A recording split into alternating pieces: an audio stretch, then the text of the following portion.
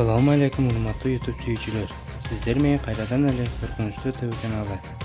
Анда эмесе биз кезектеги окуяны баштайбыз. Эскертүү: жүрө салбагыла көргөнгө болбойт.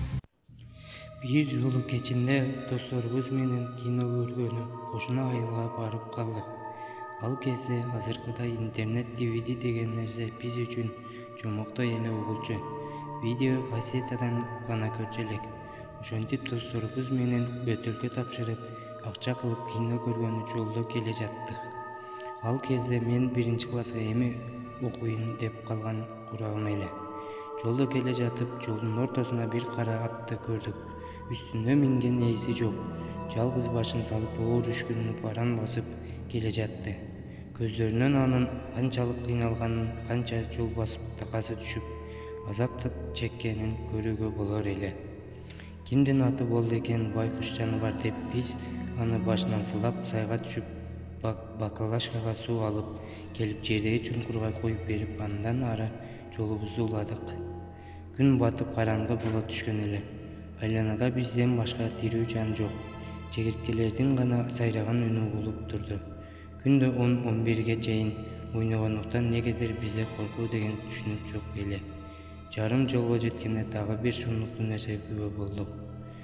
Бул жолу алыстан этек башы жабылган капкара боло оронгон кемпирди көрдүк.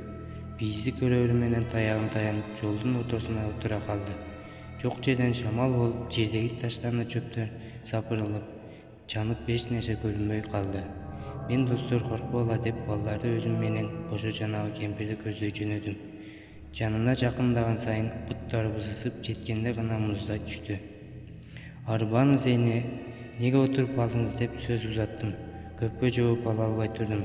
Анан мени жаман көздөрү менен карады да: "Үсөн, сени тааныйм, мен жөнөткөн, сени менен тартып алышкан.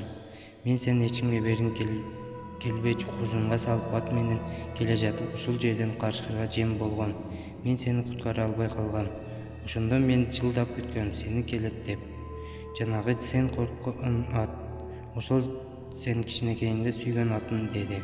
Ошол учурда уккан кулагыма ишенбей, сүйлөй албай артымды карабай качтым. Досторум артыман калбай келе жатышты.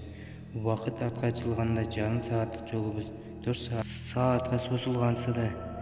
Иттердин үргөн үндөрүн укканда гана ичибизден сүйүнүп, айылга жакындап калганыбызды билдик. Үйгө келип, эч кимге айтпай уйкум качып, көзүмө ар нерсе көрүнүп, бейтааныш аялдардын кошо айткан үндөрү угулуп кыйналып чыктым. Эртеси баягы жерге баргым келип, менен 5 жашка улуу байкеме ээрчитип баягы жерге келдим. Жанагы ал жерден чоң даракты көрдүм. Даракта ар түрлүү чүпүрөктөр байланып турган экен. Байкеме сурасам, ал жерде бир аял баласы менен келе жатып, карышкырга жем болуп каза болгонун айтты.